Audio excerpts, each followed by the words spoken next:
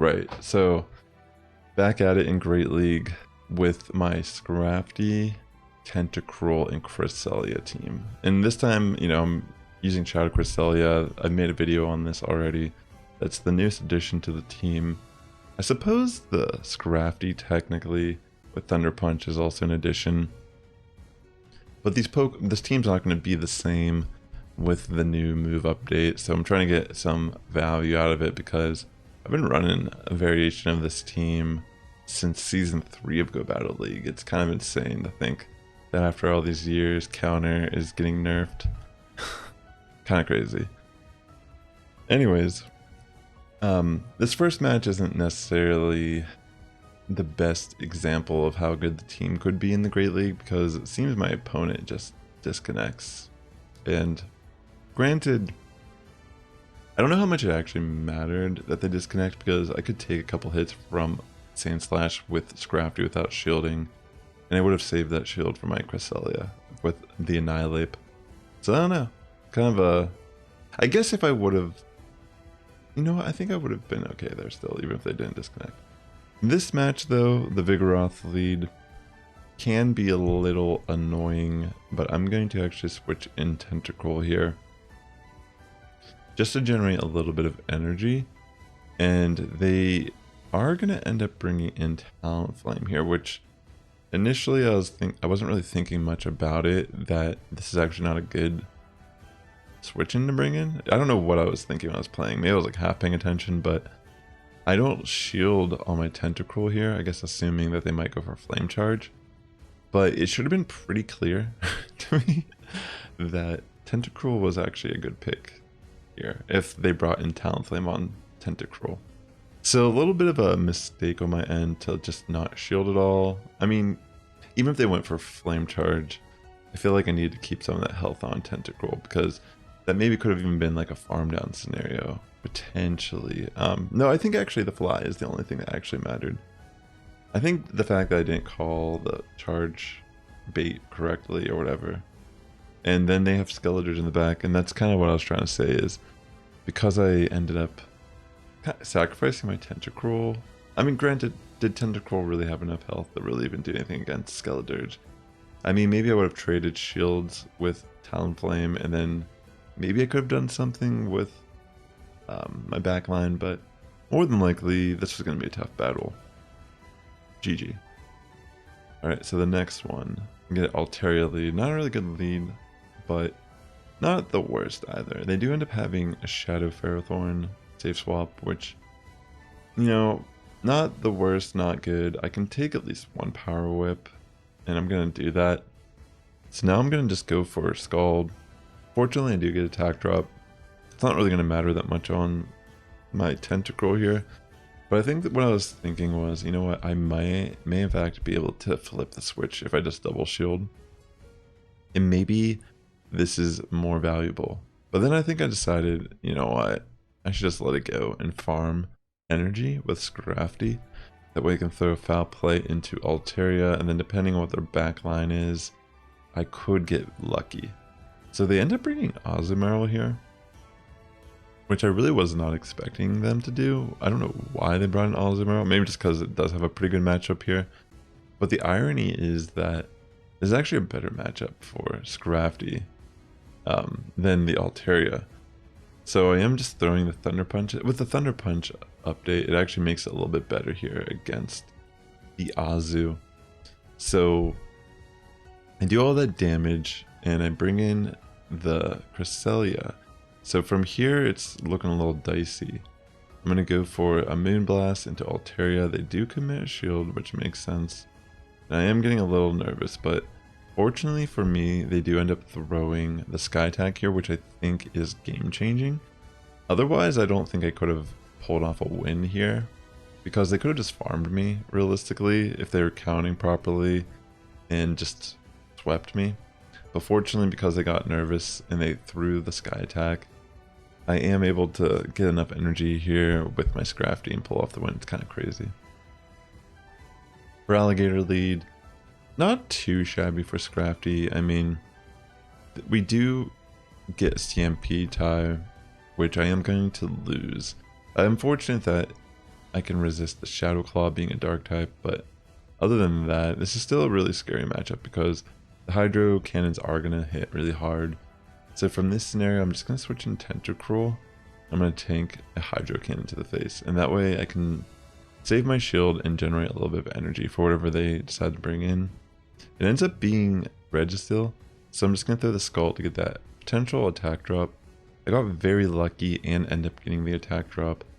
And I'm just going to let it go to the Zap Cannon. I'm looking at this as a good opportunity to farm with Scrafty since I know I'm pretty close to the Foul Play already. I'm going to build up some extra energy before throwing Foul Play, and then from here it's just a matter of one more counter and Registeel is dealt with. So Altaria comes in, I'm just going to throw Foul Play to try to get off some chip damage. And that's looking pretty good for me.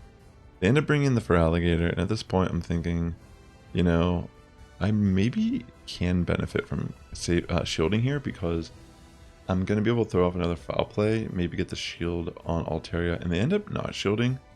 So from here I can actually just farm down with Confusion Cresselia. And if you are watching the video, please hit the like button. It does help my content a lot here on YouTube. And one more battle, I think, of this first set, if I'm not mistaken. Maybe this is the fourth battle. I think this is the last one of the set. So Dragonair lead, regular Dragonair actually isn't as scary to me as Shadow Dragonair. I mean, we could play around Shadow Dragonair as well with the team, but this is normally how I like to play it. Not shield, throw a move. If they shield, that's great. If they don't, whatever. And they end up bringing Dugong, which ultimately isn't that bad of a switch in. I mean, it has Drill Run, but as you can see, I can actually afford to take one. And because I resist the fast attack, it does put this Dugong in a position where it can't really save its energy. And they were trying to go for the farm down, and it ends up losing the switch now, which is huge for me. And I'm going to chip some damage off with Cress into the Gligar. But I think I was thinking I really need to keep my Cress healthy, but as you can tell, this didn't actually benefit me the way I threw my situation. And yeah, I think I was trying to catch a move initially. That's what I was thinking, is like I need to catch a move on Scrafty, but it failed. But because I let the first Aerial Ace go through there, I actually kind of put myself in a position where I was able to win this still, because if I would have shielded that very first one, I'm afraid that maybe the dig that they would have used after that would have been enough to really flip the match. So yeah, so 4-1 set there. Still trying to get charged TMs, not having much luck. Not gonna lie, it's kind of brutal. This is actually a really crazy battle. They decide to stay with Annihilate and build up, I think, to a Shadow Ball, then they switch out into Lantern. I've seen a lot of people running Water Gun Lantern, which is really good for me because Tentacruel can actually flip these matchups, especially in this scenario where it switched in late, so I already had some energy generated. But I guess I decided, you know, I'm not going to shield regardless. I can take at least one Thunderbolt, and they decided they are going to commit the shield, so they commit the shield and they win switch, but I'm okay with that because I'm already kind of behind in this battle. And I just thought, you know what? It's fine. I mean, in this scenario with the Annihilate, they don't really have any charge moves that can hit Scrafty hard, so they're probably just going to want to spam the counter. And fortunately enough for me, this ends up being a scenario where they can't even get off their two moves because of the way their health was distributed and the way they threw their move. The Confusion sneaks in there after they throw that move, and it ends up removing Annihilate entirely, which honestly puts me at such an advantage. And seeing that it's Skarmory here in the back is actually pretty concerning, just based on the fact that my back line is going to struggle here. And fortunately for me, this ends up being a situation where I can actually just farm down barely and win the match. So real nail biter, but able to pull it off. Pretty insane. And also, if you're watching this, I just released my 6th single on my album coming out next month on September 27th. The song that just came out is called 5:58 AM by Rob Sassy. If you like ska punk music, definitely check it out. I think you'll enjoy it. And yeah, it just went live. You can watch it. I mean, excuse me, you can listen to it on Spotify, YouTube Music, wherever your preferred method of listening to music is. And yeah, so this battle, I'm switching Tentacruel, and they end up bringing in Stunfisk. I guess realizing that it's not going to line up great with Scrafty. And pretty much I knew that they can only get to a Rock Slide at this point. So I'm going to let the Rock Slide go through and continue the farm down. And then Talonflame comes in, so I'm just going to launch Thunder Punch directly into it just to get some chip. And from there, I am going to let this go through regardless of the move. It is Flame Charge, so that's good. And I'm just going to have to commit another shield regardless because I don't really know what's in the back, but I have energy generated and I think it's better to launch my move into whatever comes in, even though I don't know what it is. It does end up being Shadow Machamp, so I get very fortunate that Cresselia here actually is just barely able to get to the second grass knot. So yeah, that was a pretty close one, but good game. Another Vigoroth lead, and I think I play this very similar to the first one. They throw in the Body Slam, I take it. I build up to Foul Play, but I actually throw Thunder Punch. And I think when they shield here, I end up switching into Tentacruel. So a little bit different. It's a little late here. A little bit different than the other match, but also a little scary. So here I was like, oh, I knew by the time I pressed that, it was going to CMP, which is a little unfortunate, but I think at that point I was thinking, probably should just commit my shield then just to keep a little bit more health on Tentacruel. In comes Lantern, and I'm going to throw the Skull directly into it. I do get the attack debuff, which is amazing. And I'm just going to go for another Scald because damage is damage, and I think that's going to be more valuable here because, one, the attack drop is currently activated, and yeah, I just want to get off as much damage. Even if I bring in like Cresselia here, a Thunderbolt is not going to be too threatening, even though I'm a Shadow variant and my IV spread's not ideal on Cress.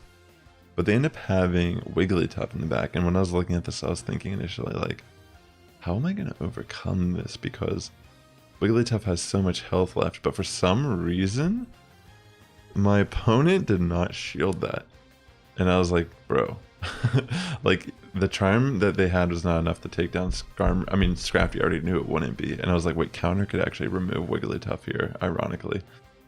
So in a weird twist of fate, I feel like they kind of threw the match there. So this is the grasshole team. I mean, I could have left it as a surprise, like, oh, it's the third Pokemon, but it is the grasshole team, and my team ultimately can handle this team. It depends on the lead, though. Sometimes they lead Wigglytuffs, and that in itself can be a problem. But usually they lead Bastiodon or Victory Bell, and I feel like either of those isn't. I mean, even Wigglytuff isn't that bad, I guess.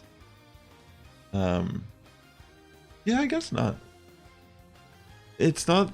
It's a little bit more difficult, but I mean, obviously having like alignment the entire match is perfect. And they just decided to leave because they realized like there's nothing they're going to be able to do there. They really tried though. I could tell they were really trying. Azumarill lead, so I safe swap in Cress here because usually with Azumarill leads with my team, I'm trying to align Tentacruel into Azu. So I usually like bringing Cresselia as my safe swap because it can do damage to Azu with Grass Knot. But I also don't want to waste, because you know they're obviously going to switch out in most scenarios. So yeah, as you see, they brought in Typhlosion. The whole goal here is I have to try to win switch with Cresselia to make sure that I get that alignment with Tentacruel into Azu. And interesting enough, they bring in Venusaur here. I feel like that had to be a mistake. Like maybe they thought they needed Azumarill for Scrafty, but yeah, that was kind of crazy. That's what they brought in. Maybe they thought I was going to be Psycho Cut Cresselia, because technically Venusaur could wall Psycho Cut Cresselia if it doesn't have Future Sight. Anyways, with that being said, ladies and gentlemen, the Sass Squad is getting stronger each and every day. You have a good morning, evening, afternoon for tuning in. I'll catch you in the next one. And if you'd like to watch more Go Battle League content from me, consider watching this video right here or this video right here.